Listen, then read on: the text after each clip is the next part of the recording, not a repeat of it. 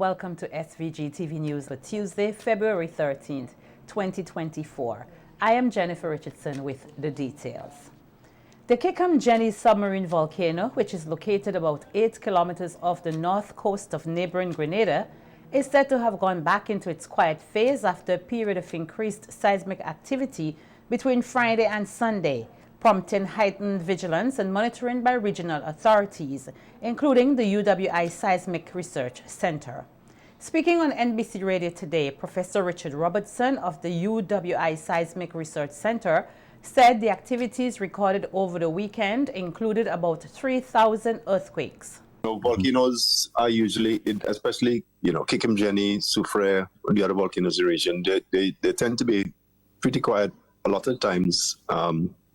But that's not to say that nothing is happening. Constantly, we need these systems. There's magma or this material that's trying to get to the surface, and it basically essentially gets stuck as it tries to get to the surface. And every now and then, it gets unstuck and it starts moving again. And when it moves, it generates these earthquakes.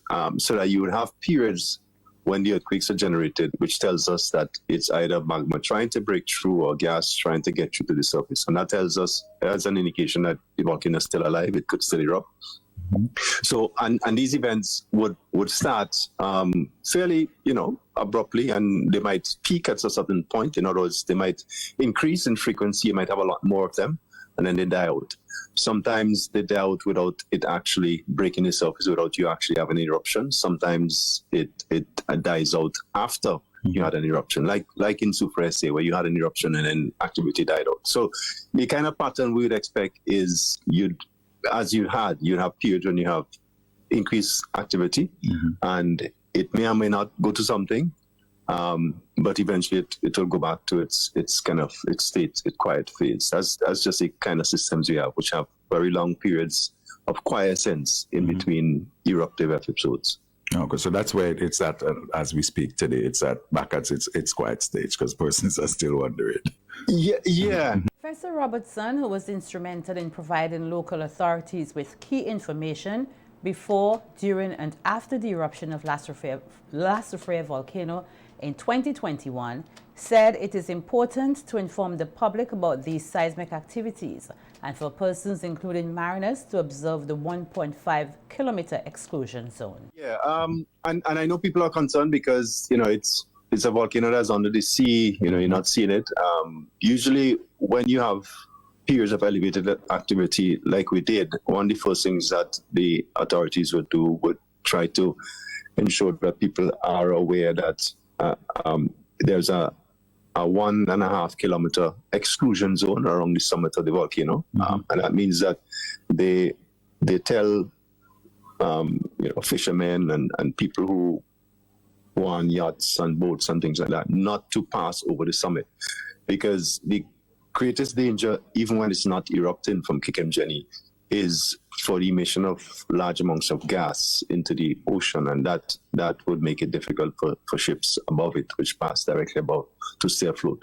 And therefore, when it's in a period of elevated activity, like we did, there's a greater chance that, that gases may be emitted, because the elevated activity could be related to physical material trying to get to the surface, as well as, gas is pushing through. And therefore, there's a greater chance in periods when you have, increased seismicity, that you could have emission of large amounts of gas, and therefore we tell ships to stay away.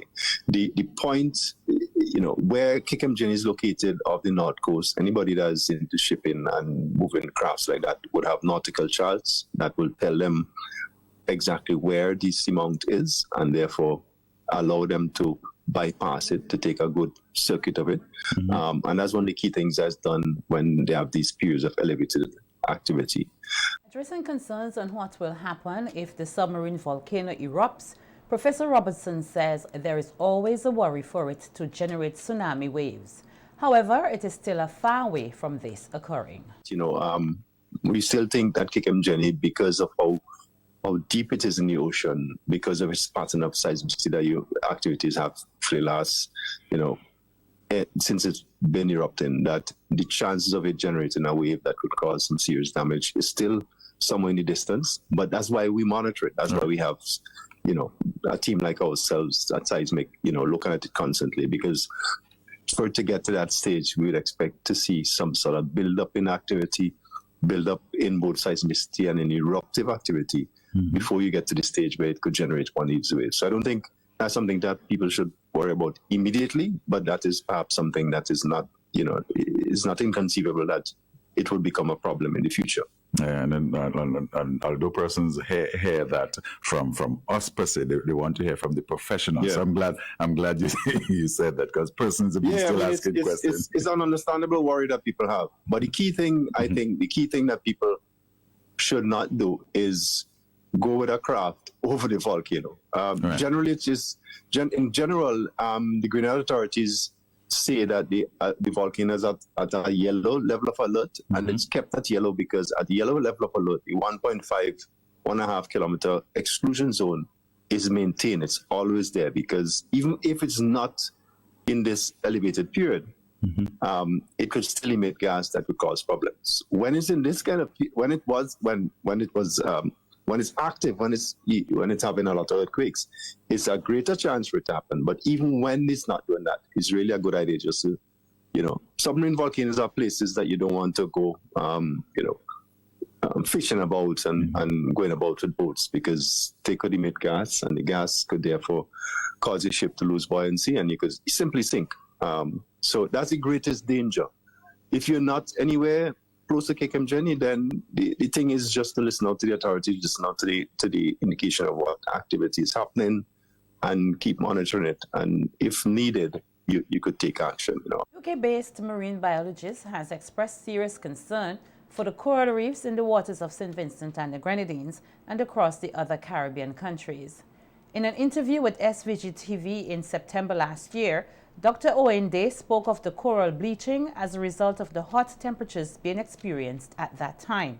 Providing an update on the coral reefs today, Dr. Day said they are in a deteriorating condition and a number of them has already died. Yeah, as you say, so last year, 2023, was the hottest year on record by far, and we had what's called a mass coral bleaching event, where the coral reefs went white because it was so hot that they turn white. It's a phenomenon that happens, but it was so severe that many of them have died as a result. Sometimes they can recover, but this bleaching event that we had last year, so that was in August, September, October, was so severe that many of them have died. So I've been diving for the last 4 weeks all around St. Vincent and the Grenadines with the partners we work with that are involved in a coral restoration project.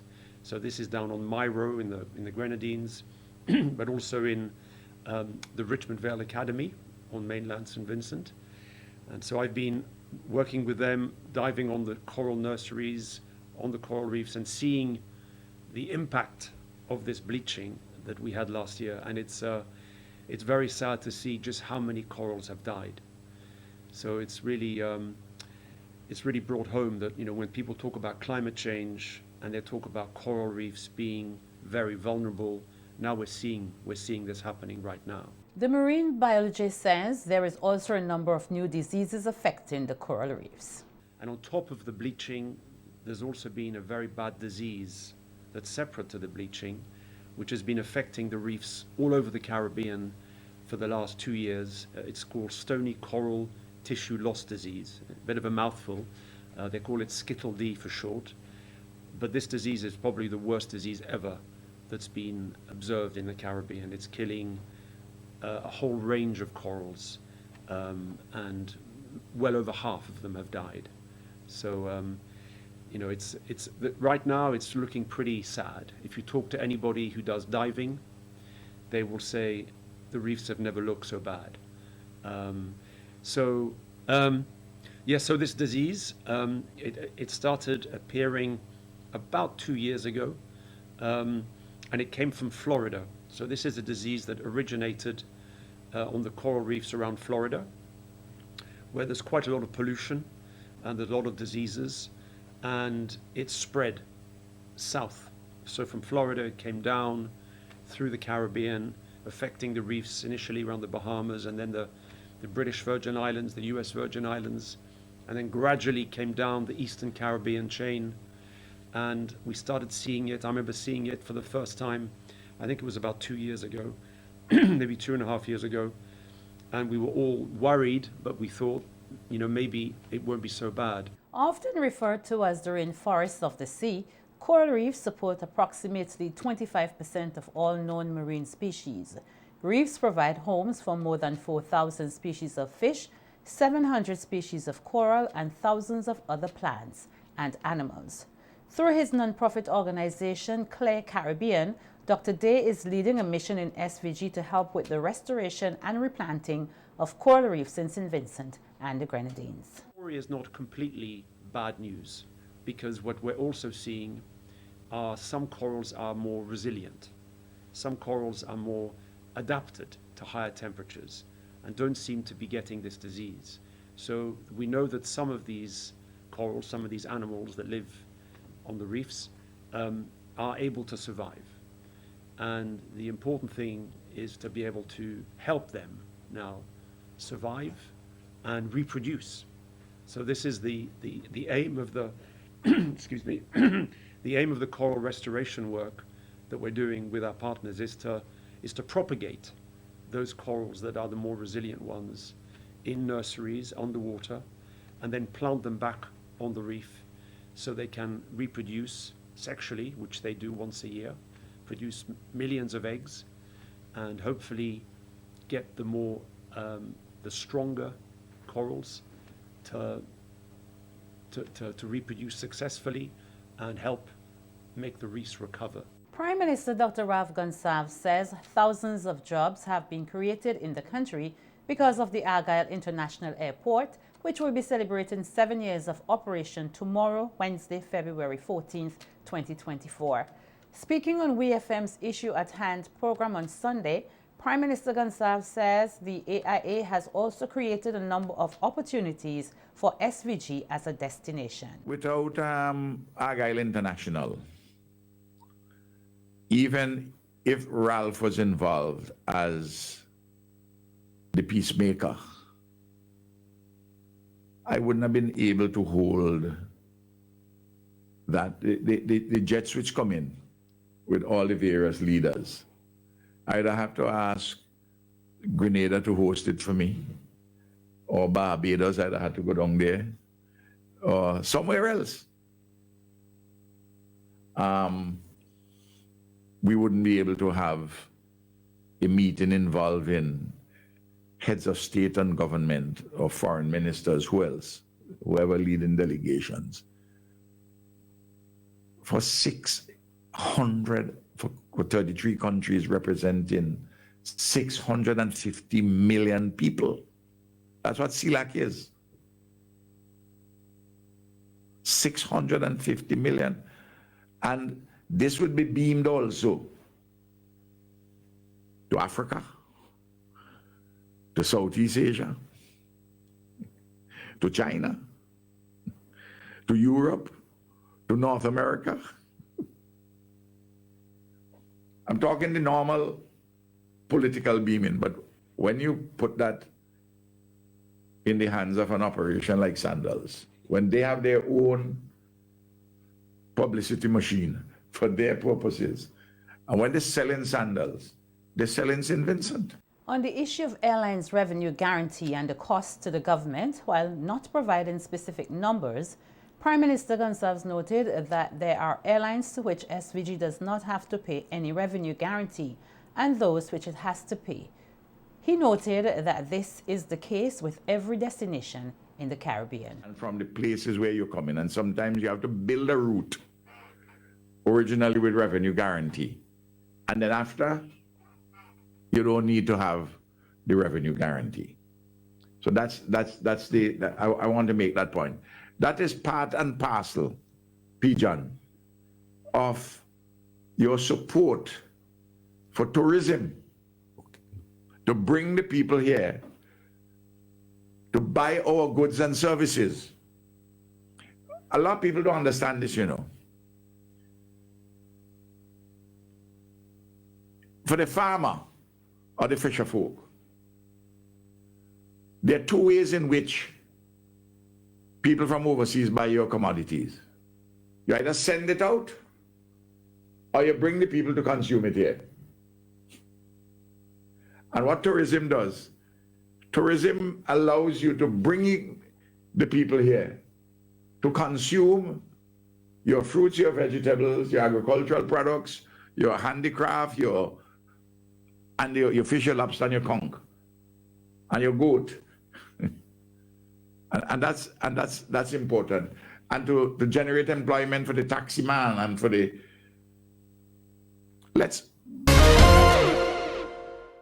Activities to be hosted by the Garuna Heritage Foundation as part of this year's celebration of National Heroes and Heritage Month were launched today at the conference room of the UWI Global Campus. The activities will include the National Schools Garuna Folk Festival and History Expo at the Victoria Park on March 5th and 11th, International Garuna Conference to be held from March 11th to the 13th at the UWI Global Campus under the theme Promoting Reparatory Justice towards the Development and Implementation of a 2030 Indigenous Peoples Development Plan. At today's media launch, President of the Garuna Heritage Foundation, David Daki Williams, said the main aim of hosting these activities annually is to retrieve and reclaim the Garuna heritage and culture in SVG. Through the organizing of summer camps for youths on Garuna dance, Garuna language, Garuna music, through the organizing of training workshops for teachers. Yes, we have been there on several occasions. The execution of cultural exchanges between Garuna groups from Honduras, Nicaragua, Guatemala, to St. Vincent and the Grenadines, and the hosting of community gatherings. I may expand a little bit more on community gatherings. The main objective of the community gatherings is to share knowledge, discuss ideas, and formulate strategies for the promotion of the Garuna heritage and culture.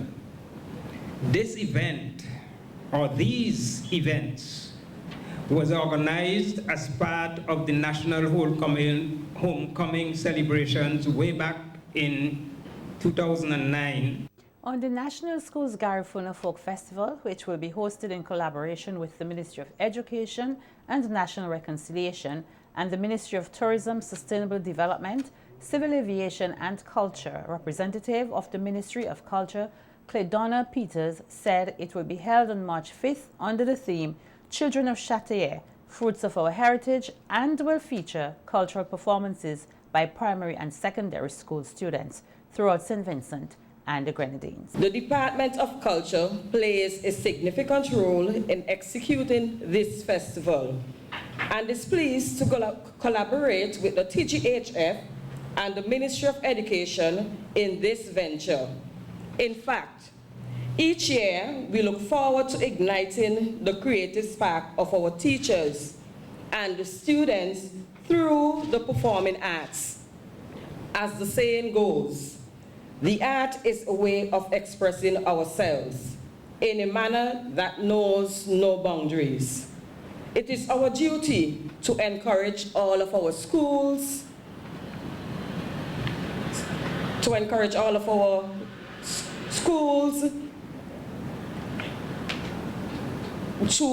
continue working towards creating positive pride within and amongst our students, all of our students, as it pertains to our heritage, our rich Garifuna heritage.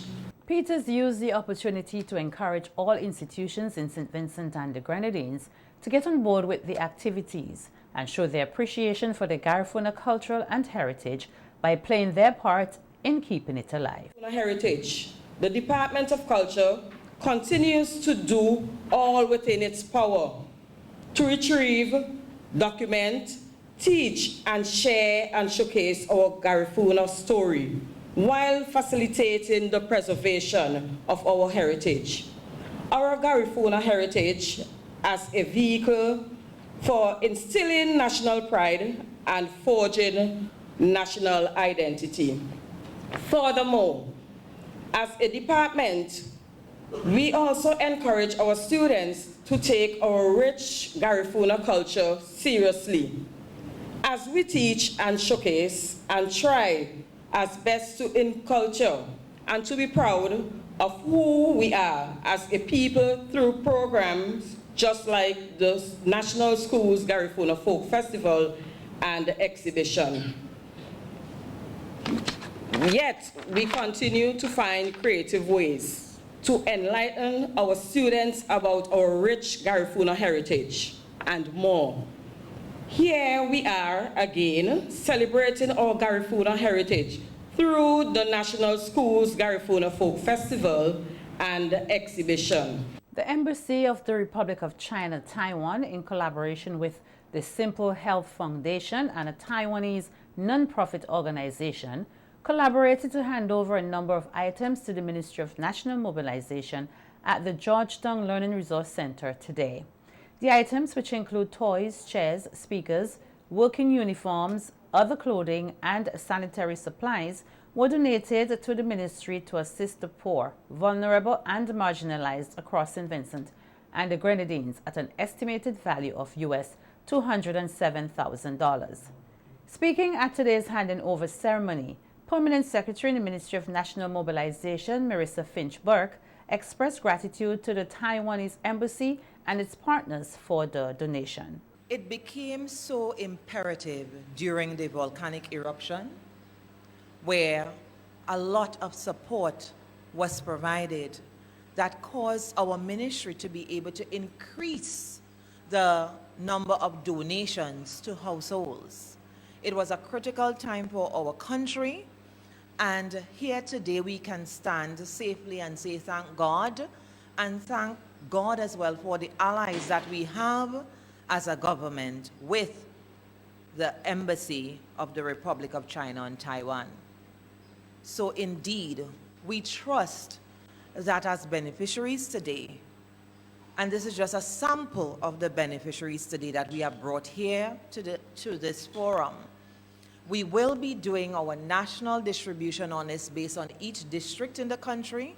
We have 8 district offices around the country, and we are only doing this official opening here where we are providing a sample of what is to be distributed. The ROC ambassador to SVG, Her Excellency Fiona Chung-Fan, said generous donations signify the power of collaboration. In these 3 containers, we have nearly 1,000 buses of essentials, 482 rolls of fabrics, and a range of items, including tables, chairs, working uniforms, new clothes, speakers, soccer balls, and shoes.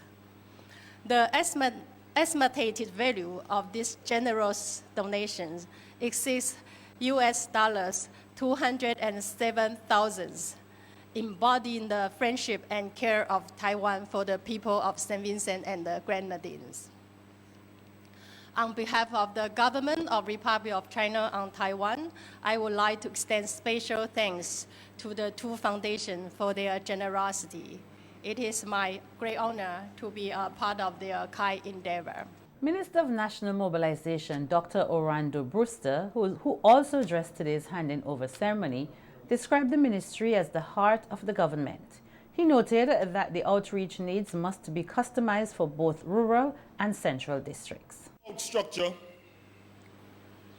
In the year 2023, my ministry, as a result of what happened in 2021 with the eruption of La Soufrière, we saw the need to decentralize how we provide assistance in form of our social protection benefits. And we are finding those who are most vulnerable, those who are in need, to make sure that the service we deliver from the heart and the soul of the government of St. Vincent and the Grenadines adequately meets the need of those persons. I stressed always and I am glad that the young people from the secondary school that they're here. I stress that the race is not for the swift, but it's for those who endure to the end. And in saying this, this government, this Unity Labour Party government, we have formulated a long-lasting friendship with the people of the Republic of China and Taiwan. And I want us to put our hands together for such a friendship that is not, and I repeat, it is not transactional. But if you want to know who is your neighbor and who will be there for you in your time of need. Similar handing over ceremonies are expected this week at the Bible Learning Resource Center and at the Kaliakua Town Hall. Students at the St. Joseph's Convent, Kingstown, were today exposed to a variety of options available in the world of work. This as the school hosted its career fair and business expo under the theme, Finding My Niche in the World of Work. Rings, necklaces, bracelets, and anklets, and bracelets. And then over here I have bandanas and scrunchies. And I have plants and some flowers. I started it because I like to see it. I just like to see the stuff, so I wanted to make it.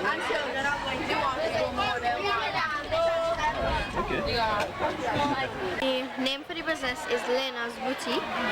I bring stuff off of Shein because some people might not want to wait for them to come in and they might not have enough like US or whatever. So I bring them and I sell them back in EC. Some of them are stainless steel and others may not be. People really enjoy the rings more and some necklaces like these and some of these rings. I really enjoy like making stuff, selling stuff. Like being a business owner is one of my dreams. When the volcano erupted, so like 2 years ago or so, my mommy gave me the idea to, be creative in the time that we're not going to be able to do anything, we're just in the house not doing anything. So I decided, beads and fashion and all of that stuff, makeup, nails and stuff like that interested me. So I decided to start a business based off of beads. That's why I named my business There's Beauty Systems. Two staff members of the St. Joseph's Convent, Kingstown, said the overall goal of the Career Fair and Business Expo is to help provide guidance to the students in looking at different career paths, especially non-traditional careers. Already done the personality test, and so today we wanted to help them to find a career that matches their personality type. And also, in addition to the career fair, we also have a student-based business expo where we have the students expressing themselves, where they come and showcase their businesses that they may have and what they participate in extracurricular apart from their academics. And we have several students representing here today. They brought their businesses, they have their little money bags, and they have excitement rippling through our compound here. They're exchanging, they are advocating, and they're producing their entrepreneurship skills on a higher level. Response was amazing. The girls enjoyed going to the different booths. We had the realistic booth, we had the investigative booth, the artistic booth, the social booth, the enterprising booth, and the conventional booth. But I tell you, most of the girls enjoyed going to the artistic booth. We had a DJ in that booth. We had representatives from the Ministry of Culture, and persons really that are in careers that are of an expressive nature, and the girls really do like that. Like I said, they have done their personality test before, and about 75% of our girls, they scored really high in the artistic personality type, which is the expressive personality type. And that's really what they enjoyed most of all. They saw the different presentations and they saw what their students presented, their classmates presented.